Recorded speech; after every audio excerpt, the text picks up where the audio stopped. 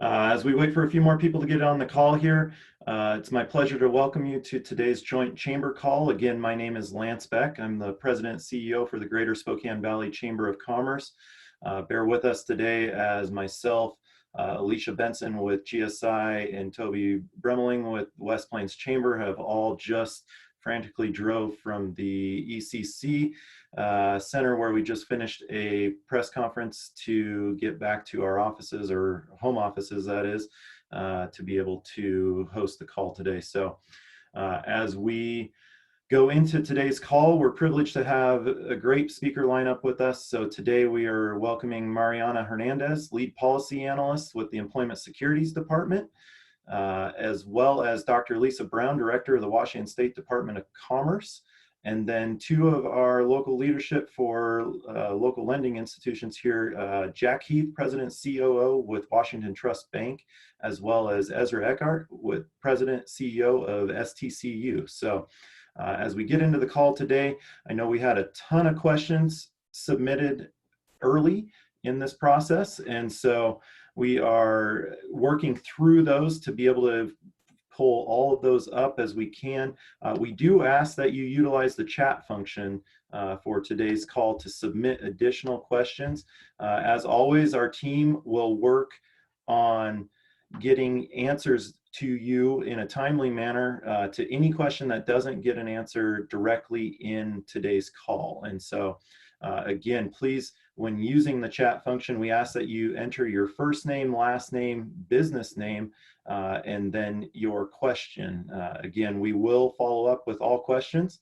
So should we not be able to answer it due to time here on the call, you will receive a response from our team here in the next couple of days to get you an answer to your question. So with that, I'd like to welcome Mariana Hernandez, Lead Policy Analyst with the Employment Securities Department today. Mariana, if you can, please unmute yourself and we'll turn it over to you for an update from ESD. Thank you, Lance. Can you hear me? Yes, we can. Perfect. Thank you, everybody, for having me. And good morning. My name's Mariana Hernandez, and like Lance stated, I'm a lead policy analyst for Employment Security Department. I wanted to provide just a quick overview of what is going on with our agency currently, and I think there's been a lot of interest, at least from the information that was provided to me, of knowing all the different programs that are available for claimants and employers. So just a quick overview. As you guys know, our agency has had just an influx of workload in all areas. We are trying to deal with that workload in various ways. We're in the process of hiring more people and have also directed different resources to our claim centers to be able to assist with the call volume that we're getting. We've expanded our operating hours as well. And we are constantly updating our websites and social media channels to help claimants navigate the system as well as employers navigate the system. So that's just a quick overview of what our agency is currently doing to address the influx of workload. In order to, well, let me back up a little bit. One of our main goals right now is to get workers who apply for unemployment benefits paid as quickly as possible. You know, those are the changes that we're trying to make by bringing more people on board to process as many of those applications. Some of the minimum requirements in order for an individual to be eligible for unemployment benefits are that they have to have 680 hours in the past 12 to 18 months, which is what we call their base year. They also must have left work due to no fault of their own, and they have to be physically able and available for work. They also must be a U.S. citizen or have authorization to work in the U.S. at the time the wages were earned, as well as currently. One of the best ways to apply for unemployment is using our online service, since this is available 24/7. Like I stated earlier, we have had an influx of calls, so our claim centers are having a hard time being able to answer all of these questions. We also do provide language assistance to individuals that may have a limited English proficiency. excuse me. And we also provide that information on our website in 15 different languages. We have also implemented some emergency rules to assist claimants during this pandemic. One of the emergency rules that we put in place was making work search requirements optional. In our normal world, in order to be eligible for unemployment benefits, you have to be able and available and actively looking for work. So that's one of the reasons why we change this requirement and making work search requirements optional. What this means to claimants is that starting March or going back to March 8th, claimants will not be penalized if they did not look for work. This is in place until further notice, and it's actually been following the stay-at-home order that the governor put in place, so that it's kind of following that rule whenever that it is lifted. One of the other items that we implemented in our emergency rule was to allow claimants and employers to request up to 12 weeks of standby. One of the things that we are doing is that we are asking claimants and employers to not request standby until the work search optional requirement is lifted, because there is no need for claimants to be on standby if they are not required to look for work. So once that order is lifted, so far the date that we have right now is May 4th, but again, if that is extended by the governor, then that would also be extended. After May 4th, that's when claimants and employers can request to be placed on standby. And what standby means is that it allows for full-time and part-time workers to not have to look for work if they're still attached to their employer. So if the employer has provided them a return to work date within 12 weeks, then we can place them on standby and they don't have to look for other work. So that's what standby means. We've also made a change in the rule, and taxable employers can request relief of charges when they had to shut down or curtail their operations directly related to COVID at their work site. So that's one of the other items that we implemented. Now, as you guys know, the CARES Act was signed into law.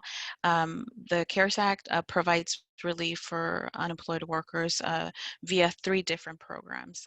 And I will go over like just a high level overview of each of the programs, but I was asked to kind of dive into the Pandemic Unemployment Assistance program. So I will do that. So the first program that I'm going to go over is called the Pandemic Emergency Unemployment Compensation, also known as PEUC. This is an extension of benefits. So it would provide 13 weeks times the weekly benefit amount for a claimant. It's available for people who have an existing unemployment claim or who have exhausted all of their regular unemployment benefits, and they currently do not qualify for a new claim in our state or another state or Canada. And this is also available for people who are able and available for work. So that's the one program. So it's pretty much an extension of their unemployment benefits. And then the other program, this is the one that a lot of people know and immediately identify. It's called the Federal Pandemic Unemployment Compensation, also known as FPUC. This is the additional $600 per week on top of their regular unemployment benefits and also the pandemic unemployment assistance. So this would provide an additional $600 to anybody that is claiming unemployment benefits, as well as PUA, the pandemic unemployment assistance. So that's what that allows. And that program runs from March, so anybody that is filing from March 29th through July 21st, July 25th of this year.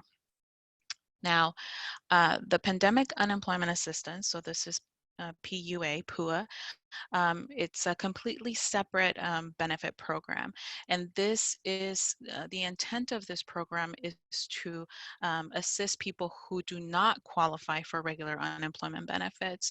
So those people who are self-employed, independent contractors, or individuals who do not have the 680 hours that is required for unemployment benefit for regular unemployment in their base year. That's what this program is designed for.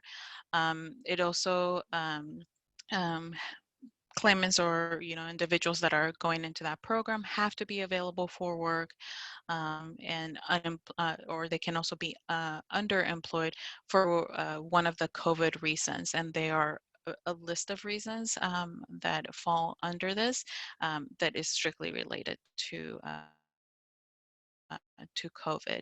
Now, one of the things that our team is currently working on is updating our website with this particular information. Since we just recently received the guidance from the Department of Labor, we've been frantically trying to update as much information as possible, so it is on our website and it provides the information that I'm going over right now.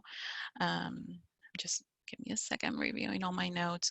So PUA is available from January 26th through December 26th. So if we can backdate it, if the individual was unemployed, we can start backdating up until February 8th is the first week that would be available for us to pay out. So once you are determined that you're eligible for the program, if you were affected back then we can backdate the application to that time frame. And I think I pretty much covered everything that I wanted to cover so far. Sorry, we've just been frantically trying to answer as many questions and provide as much information. So um, I'm open to questions if that's the way you wanted to do it, Lance. But I think I covered everything that I wanted to cover so far. Yeah, thank you, Mariana. I would like to throw a couple questions your way while it's fresh and we're on the topic. So Yeah. we had a couple related. You mentioned standby being placed with less incentive right at the moment with the waiver already in place for the work search. And so a couple of questions came in regards to Chris Patati asked if they've already requested employees be placed on standby and they currently have the request on their desk from the ESD to verify that these employees are on standby. Should they cancel that request or go ahead and go through with it? So if the request had already come in, you can certainly reply to that information because it still goes onto the claimant's claim.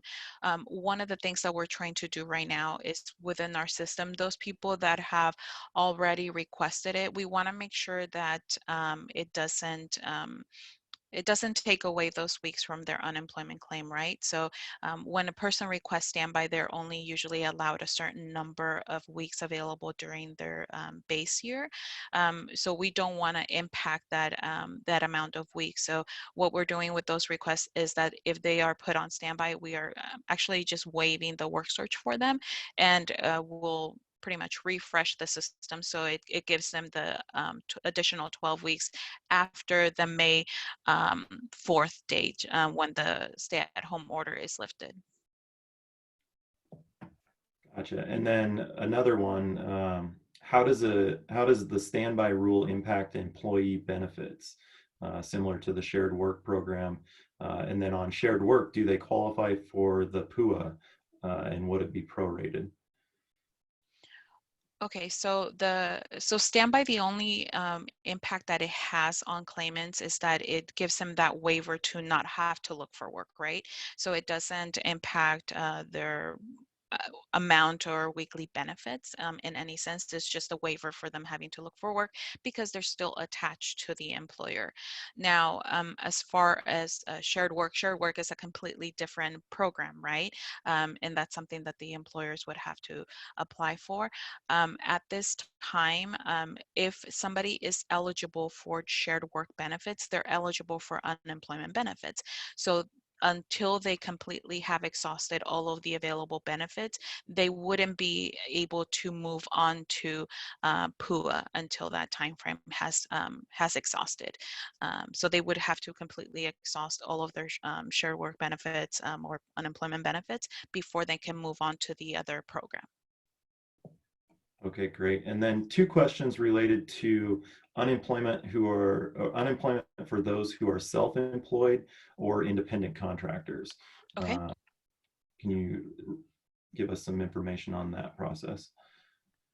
So it sounds like that's just like a general question. So if somebody is an independent contractor or self-employed, they are usually not eligible for unemployment benefits, because in order to be eligible for unemployment benefits, you have to have paid into be a covered employee. Have worked in covered employment. So that's where the PUA comes in. What we are asking folks to do is that in order for you to be determined eligible for PUA or PUA, you have to have been determined that you're not eligible for regular unemployment. So you can actually submit your unemployment application right now, and then we'll pretty much say, well, you're denied unemployment benefits because you don't have, the necessary wages. And that's when, as soon as our system it's uploaded, which we're shooting for next week, Saturday, to have PUA in place in our system, the system will actually automatically give you the option to apply for PUA because you've already applied for unemployment benefits. So that's where that's going to be the program key for independent contractors, self-employed workers, or anybody who doesn't have the normal 680 hours. So you can definitely submit your application now and know that you're going to get a letter that says you're not eligible for unemployment benefits. That's the first step. And then, like I said, we're shooting for April 18th, if I'm looking at my calendar correctly. And then that's when PUA is going to go live within our system. We're in the process of testing and implementing all of that. Okay, and then final question, and then we'll move on and come back, hopefully, if we have some extra time. Okay. So those that are denied right now will be given the option once the program comes online. They won't have to reapply. Is that what you're saying?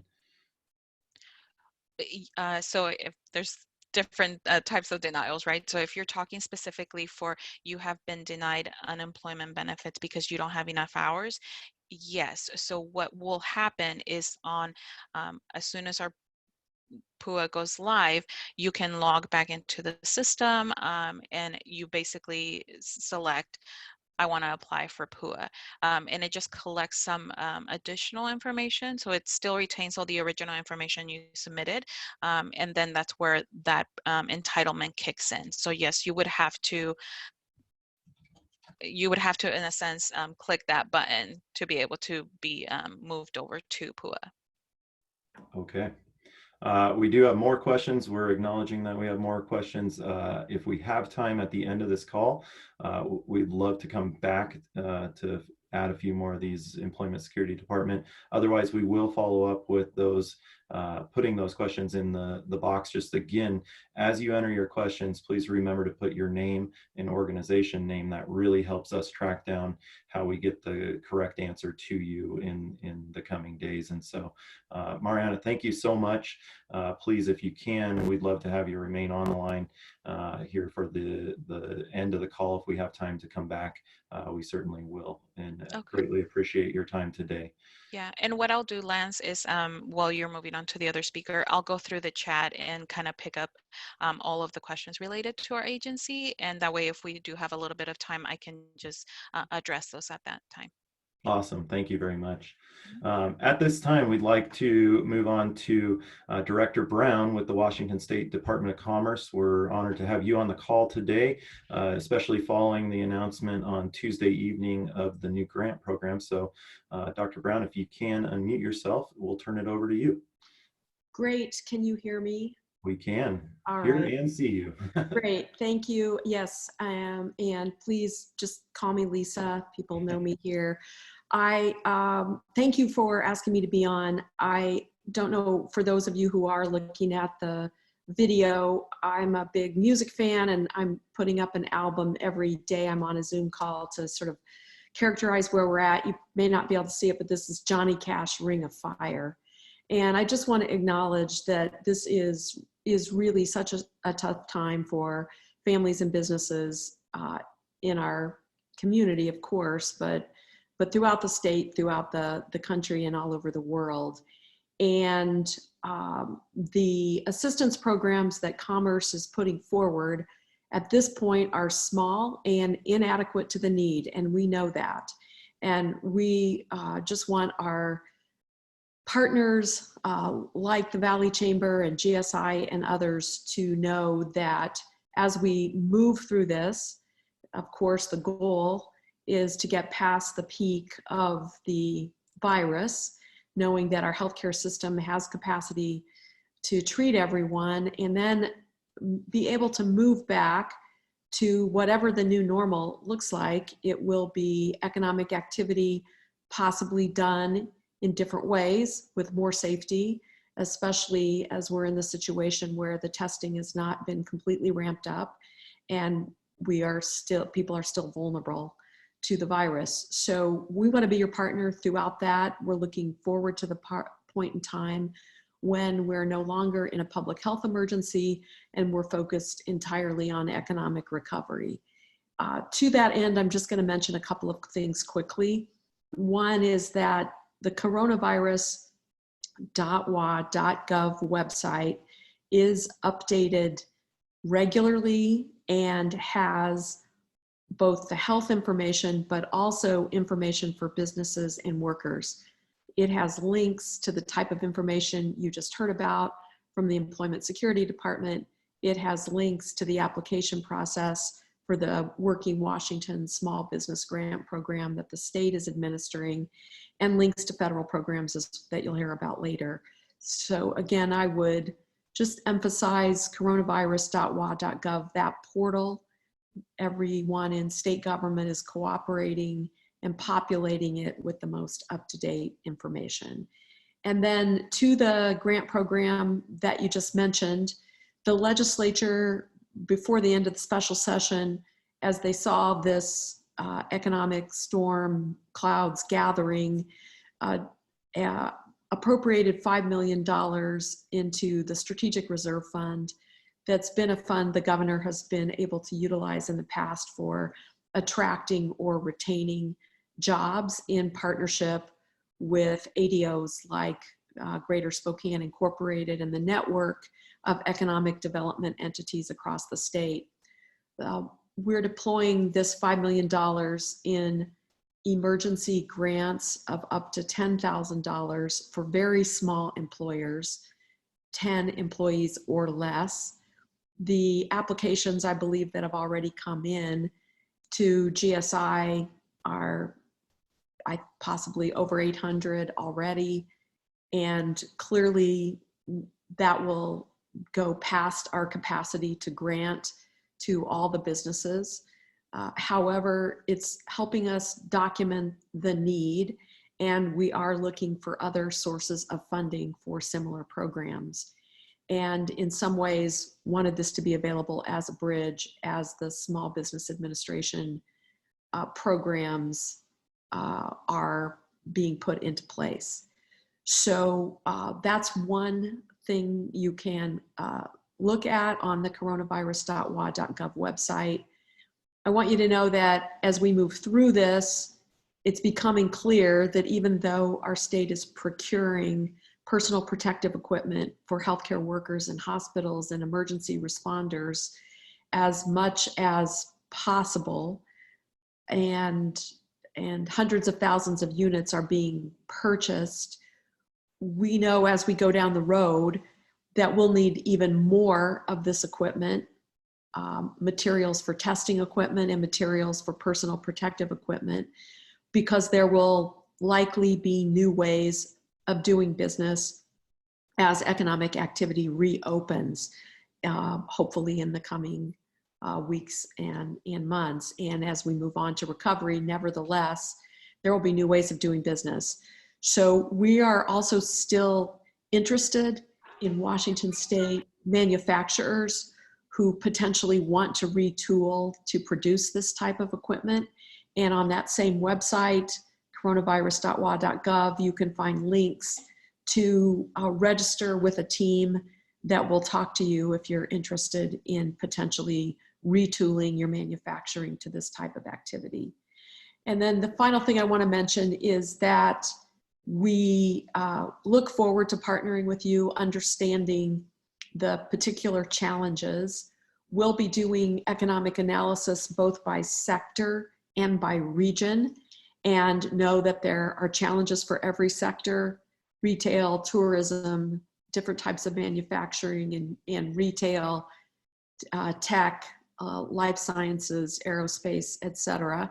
So we'll be looking at the needs of particular sectors as we move into recovery and the needs of particular regions. And we'll want to utilize that information both in the ongoing dialogue with our state policymakers and with our federal policymakers.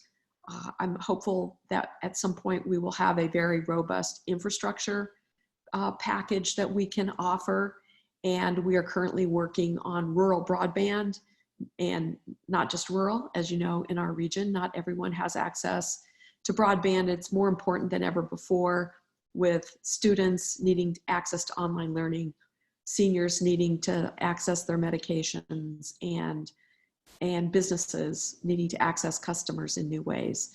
So I'll stop there. I'm happy to take questions, and thank you for inviting me to participate and for everyone's patience and cooperation as we move through this and try to be in this together and figure out ways we can move past both the public health crisis and the economic aftershocks, and hopefully focus more on recovery in the weeks and months ahead. All right, thank you, Lisa. We do have a few questions, and I know we have Alicia Benson, CEO for Greater Spokane Incorporated, on the line as our local ADO and tasked with the collection of these grant applications.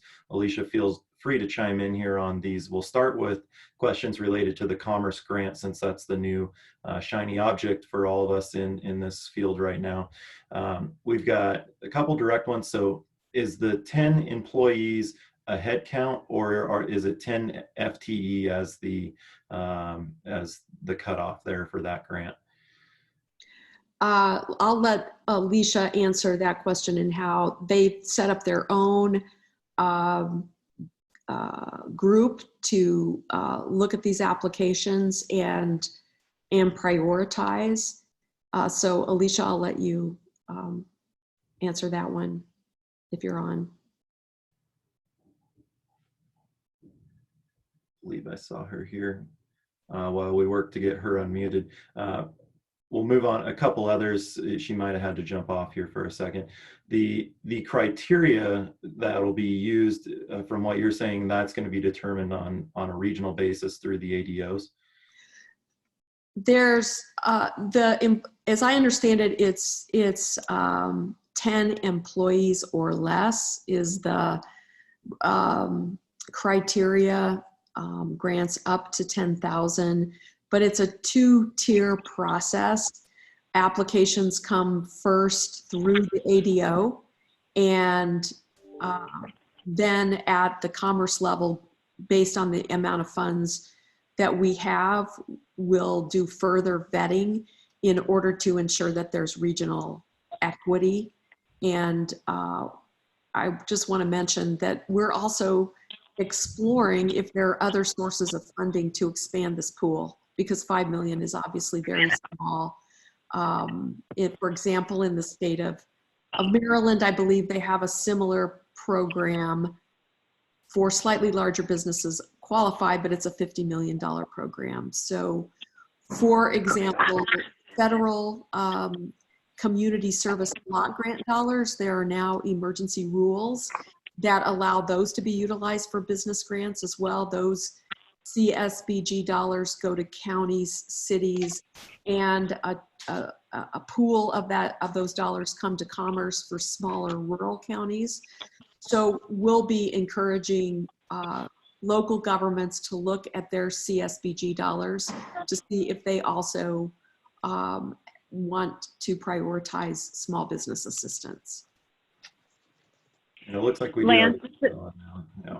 yeah, this is Alicia. Can you ask the 10 FTE question? Can you ask it again? So I can make sure I can answer it.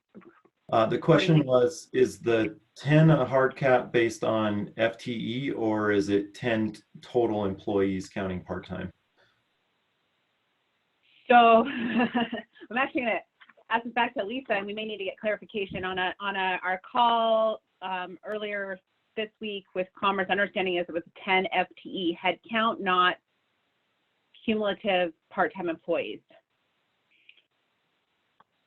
So it would be 10 actual full-time employees.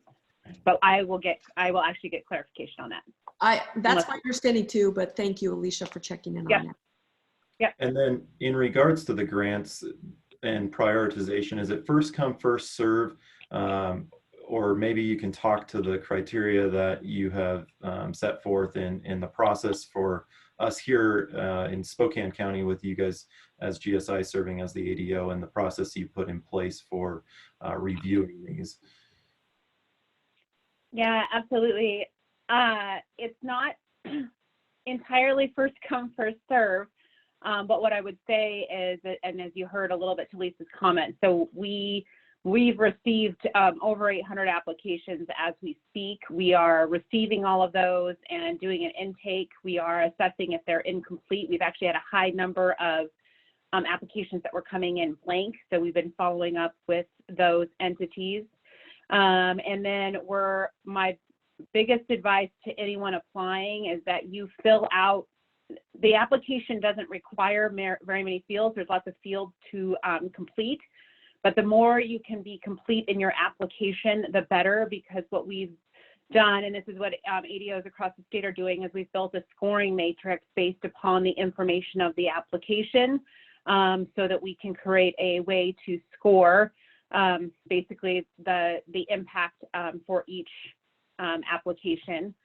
And we have an external grant review committee that will begin meeting over the weekend. And where I'd say it's not first come, first serve, but you'll actually probably see us begin to position language, is that we'll begin review probably by the end of the day tomorrow with what we've received. And it's kind of a rolling fund. And so we will move through that and then put forward applications to Commerce based upon their recommended distribution to us, which is around about $1.2 million in applications, or probably about 120 applications. And so I say that to say I don't believe that we'll be able to actually get through. We won't get through the entire review of 1,000+ applications before we've met that initial quotient. At the same time, we're telling everybody to continue to, and we're not going to turn off the application submission, because as you heard Lisa say and others, is that we want to understand what the impact is across the region, and it's significant, and continuing to work with Commerce and many others to identify additional opportunities to help support businesses. But it is a monumental task that we know there is a need is much greater than the dollars and that are available at this moment. So my encouragement is get your application in, because what we'll do is begin to review with everything that we have in-house by end of day tomorrow. Okay, thank you. I can speak to, yeah. We're going to go, we've got a couple minutes left for this segment, and so I want to move on to a couple other questions for you, Lisa. We had one, are border counties prepared for inconsistent policies with either Idaho and Oregon?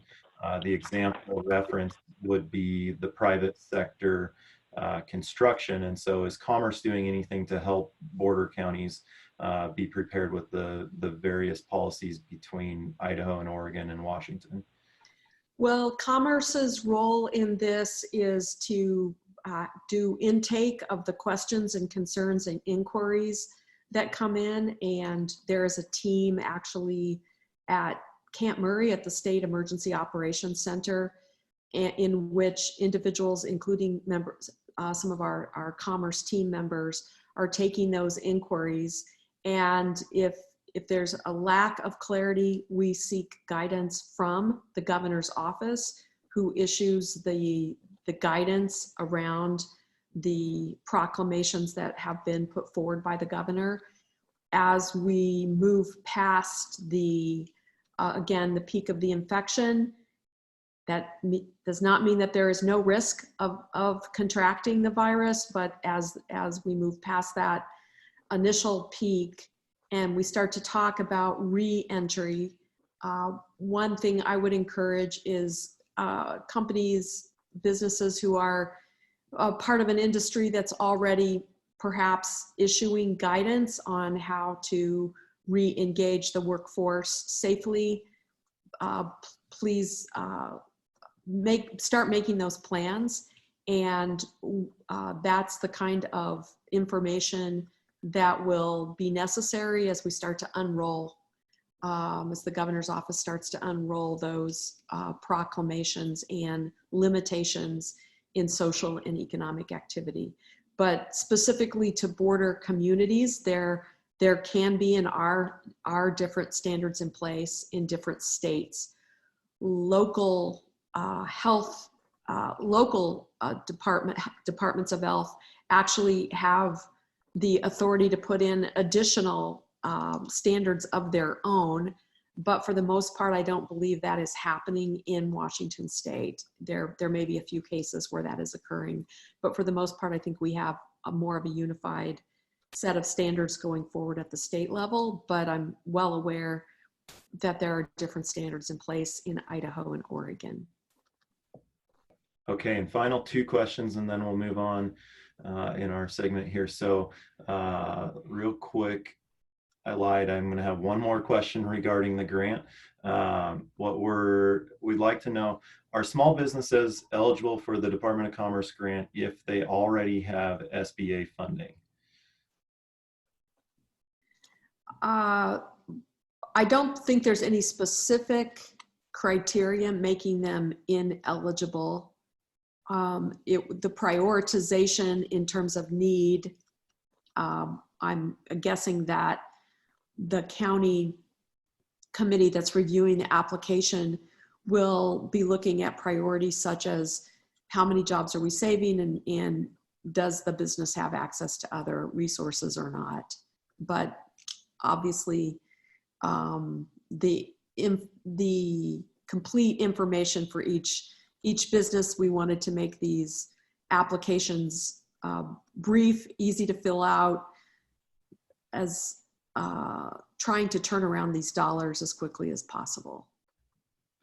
Cool, thank you. And we've had a bunch of questions regarding whether nonprofits are eligible for that grant, and we can confirm that it is for-profit businesses, not nonprofits. So that is in the criteria that is out there on Commerce's website. And then final question, burning question for a lot of people. As we see different sectors react to the quarantine in different ways, is there a cost benefit model that the state is operating under from both Commerce and maybe the governor's office that will determine when businesses can get back to work? There is a committee that reviews that information with both public health officials and governor's office representation, and they meet on a daily basis, as well as a committee called the Advanced Planning Committee, looking at criteria that will, from a public health perspective, help in the guidance for lifting the restrictions and activity. Let me just mention also, because you mentioned nonprofits, we're also looking at other types of funding assistance for nonprofits that would potentially go through community action agencies or other partners. So stay tuned for that. Awesome. Thank you, Director Brown. I know we're privileged to have you as a Spokane native here for us, and I know you're working tirelessly on our community's behalf in your role with the state, and so we truly appreciate the help and your time today jumping on the call with our local small businesses.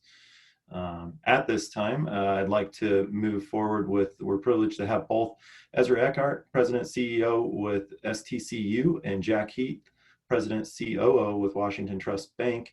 I know you gentlemen are in high demand right now, and your programs, getting those off the ground to help our small businesses with the P3 federal program. At this time, I don't know if you Rochambeau for who gets to lead away, but we'll turn it over to the two of you and hear what's the latest on the financial sector here.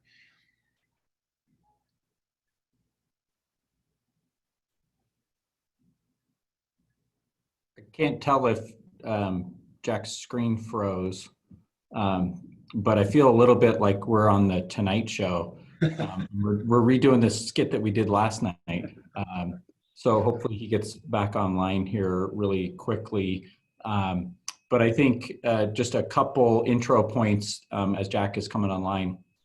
The first piece is that it's really only been 7 calendar days that the CARES Act has been passed, and or excuse me, 7 calendar days that the PPP program has been in place. And a lot has changed in that period of time. And there's a lot of uncertainty on a daily basis around how the program is being implemented and rolled out. And I think that we're lucky here in the Pacific Northwest to have a number of organizations that are really active in getting the program positioned. So I'll turn it over to Jack to talk about the Washington Trust Plan first. Yeah, I would say activity for the PPP program has been absolutely unbelievable. We've processed 1,800 applications for over $700 million for clients to date. And on this Friday, the sole proprietor applications will start to come in. Funding is running out on that program quickly, and we would encourage all of you to reach out to your legislators and please ask them to continue to add additional dollars to that program. It's a critical stimulus for our customers going forward. I think rather than talk too much, it might be valuable to take questions about the program's eligibility or questions that might be out there. And as you start thinking about those, I would also add all your financial institutions are working very closely together, and we are deferring principal and interest payments for individuals and for customers if need be. There are many programs in addition to the PPP, which gets a lot of exposure. There is the Economic Injury Disaster Emergency Fund for $10,000 loans. There's the SBA Express loan that's for $25,000 loans. And also there's SBA relief that has been put in place. So if you have a 7A or 504 loan, the SBA will pay the SBA portion of those for you. And we can jump into questions here. We have Tammy Rigsby with, she's an agent with State Farm Insurance. They've applied for the 10,000 emergency loan, and they don't know how to find the status on that loan. Have you guys heard of any portals through SBA to be able to check your status on either the EIDL or the PPP being funded? The PPP loans you can check directly with your lender, and we actually issue an E-Tran number on those as they're approved with the SBA, and then they've asked us to fund those within 5 days. We're hoping to extend that to 10 because the demand is so high. And with the SBA, there is not a way to check on those that are in process currently. I would tell you that as you look at this program, the way it's rolled out, and Ezra can speak to this well, is the programs are quickly developed, they're rolled out. The financial institutions are scrambling quickly to identify what those criteria are, communicate them out to our employees and our customers, and then they continue to evolve. This system wasn't built to distribute $200 or $349 billion, and so it's very strange, but I think everyone's pulling hard to make it happen. So I would encourage people to be patient and to identify those kind of issues so that we can elevate those up to the SBA.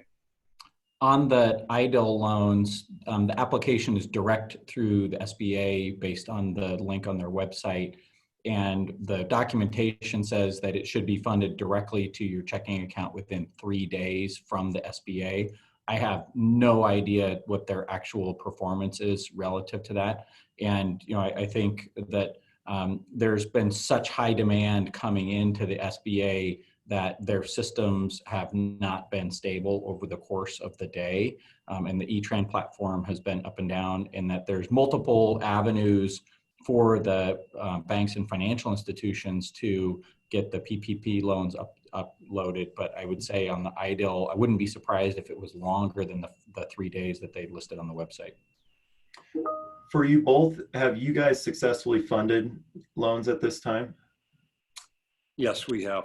Okay. And I would say though, we funded some loans and then they just released the note they want us to use yesterday. So we're going to have to go back and redocument some of those, but we have funded those loans and are actively getting them through the pipe.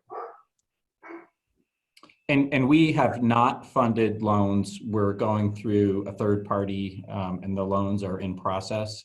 And so I think that, again, it's a testament to the flexibility of the organizations here in the Pacific Northwest. And I think Jack's team has put, at this point, coming up on 12 days of really hard work to get the system up and running. And we're fortunate to have an organization like Washington Trust be able to be a great backstop for the community. And Ezra, we had a follow-up question from a member of STCU. They're curious. They had gone through your third-party processor on those, and they're wondering how long they should wait to receive word from that third-party vendor. Well, I will have a phone call here at noon where I'll be asking all of those exact same questions. And our hope is that as we get through the weekend that we'll have a current status on all of those. But when they're in the third-party system, we don't have direct oversight. And so our small business bankers are working on communication plan, and then we'll have an email update that will go out to all of our business lenders this afternoon, and a written communication will go out tomorrow. Gotcha. Jack, it looks like we have somebody who has a 7A loan with Washington Trust. Their conversation with staff this morning said that there was no information yet on the SBA 7A payment program as of now, and when payments will be made on those 7A loans. That is correct. We don't have that detail from the SBA. We have only heard the announcement of the program, and it'll be fantastic. So I would say just be patient, and we'll know more in the coming days. But they do plan to make those payments. So how that'll happen and the information on that has not been forthcoming yet. Gotcha. Moving on, with the self-employed and independent contractors opening up this Friday, will they have the 12-month look back to determine the loan amount they're eligible for? Yes, they will. It's going to be that same process. One thing I would say too is there are online applications for those programs. Ezra and I have been visiting with it about it, and many other small banks around the region. I would encourage you to contact a business lender and work through that application process with them. We'll be posting some information to our website around the information that'll be required, but the complexity of those, and to make that much more streamlined, we encourage you to visit with an individual about that loan. And then this is an interesting question. The efficiency of an S corporation applying for PPP, and then if the owner is the only employee and then they are also applying for unemployment, is there any disqualification for an individual going for both programs right at the moment? I don't believe so, that you can be on unemployment and you can apply for the PPP program, but the PPP program's intention is to fund that payroll and get those people off of the unemployment roll. So in the event that they can't participate in both programs simultaneously after the PPP program is funded, I believe. Yeah, I'd say that that's definitely conflict, right? Because you couldn't have furloughed your employees, have them be applying and receiving unemployment, then get the PPP loan and pay the employees. That would be double dip, and it would come out in the wash when you start making your paying your payroll taxes. So you got to get in one line or the other, and the sole purpose of the PPP program is to get this $350 and hopefully $600 million into the cash flow of businesses so that they can keep people employed. And just to give some perspective, the last time I checked in, of the $350 billion that had been allocated to this program, $324 billion of it had been spoken for. Interesting. That was as of this morning? Yeah, yes. Gotcha. there's a question related to EIDL, which I know you guys aren't facilitating that. I'm curious if there's a crossover with the P3 as far as demonstrating the substantial economic injury for the necessity of the loan. Do you guys have any input on that, or would we need to direct them to SBA? It's a very straightforward assertion. You just have to make a claim that is validated on the website, and it's a couple buttons to click. And I think the process for EIDL itself is very, very straightforward. It's the SBA website says it takes less than 2 hours. I'd say it probably takes less than 15 minutes. Yeah, and I would also emphasize that the test for this is to make sure that you truly have a need for these programs. And if you have a need in your business that's been adversely impacted, you will qualify. The criteria for forgiveness in the PPP program has been outlined at a macro level, but it'll be vetted more as we get more information from them going forward. But in the worst case scenario, if you apply for the amount you qualify for, you get a 1% loan, even if you don't get complete forgiveness for that over a 24-month period of time. Very favorable. We'll do just a couple more questions here. We had one come in where an individual is a C Corp and their financial institution has said they are ineligible for the P3. Is that the case, or is that a mistake that they should be eligible? Could you repeat that question? I'm sorry. They're licensed as a C Corp and their financial institution has told them that they are ineligible for the P3. C Corps are eligible. Yeah. They just have to have less than 500 employees and meet all of the criteria. The only thing is if you're a money laundering finance company, there's some marijuana related, there are some exemptions for SBA that are built into that as it sits today, but they should qualify. Direct question for Ezra. There's a member who has a STCU account for their commercial account. Is there somebody directly with your organization they should be reaching out to, or do you just call into the general line? If you ping me offline with their contact information, we'll have one of our commercial bankers call. Okay, very good. Burning question I have for you both, because we're opening up the portal to a whole nother sector of the economy here with the independent contractors, and your note, Jack, of the level of the fund as of this morning, it's very likely that we will be at the brink of the 350 billion, if not have it gone before we're off this call even. And so what do we do tomorrow if that's the case, that 350 billion has been exhausted already? You still apply. I think that there is a consensus from everyone we've talked to in Congress that there will be additional funding flowing into this program because of the huge demand. And so your worst case scenario is that you apply for a program that doesn't get funded, which we don't anticipate happening. So I would say still complete your applications, get them ready, compile the information, and get in the queue so that as that funding comes available, your financial institution can provide those loans to you. And I think it would be absolutely fabulous if we committed 350 billion in the first 7 days, because it demonstrates that the vehicle is working, and will give energy back to Congress to be able to pass a second tranche or possibly more, because that will have established the channel. And if that proves to be the fastest way to get big tranches of money back into the economy, then it works great. Awesome. I want to take the last couple minutes here before we hit the top of the hour. I know we've still got Mariana on and Lisa on, as well as both our lenders. Anything from the speaker perspective that we've missed or left out that is important for our small business here in Spokane County to know? Any words of encouragement that you would have for them that you're seeing on your guys' operational levels to help get us through this process? I would comment that as these programs come available, take advantage of them. And on the deferrals of principal and interest payments on the different loans, that will not adversely affect your credit in any way. So some people are concerned if they take advantage of these programs, there could be an adverse impact. These are all built around this pandemic to battle it and bring businesses back and make them healthy. So please utilize these programs and don't be concerned about adverse impact of credit. And that Jack's comments all start with a conversation. So Don't wait for your financial institution to reach out to you. All the small business owners and individual consumers and any corporation should reach out to their financial institution and ask what programs you might be eligible for. And to echo Jack's comment, I think there's a great spirit of partnership in the financial community for people to work together to get solutions in place. And this has really broad impacts across our community here in Spokane.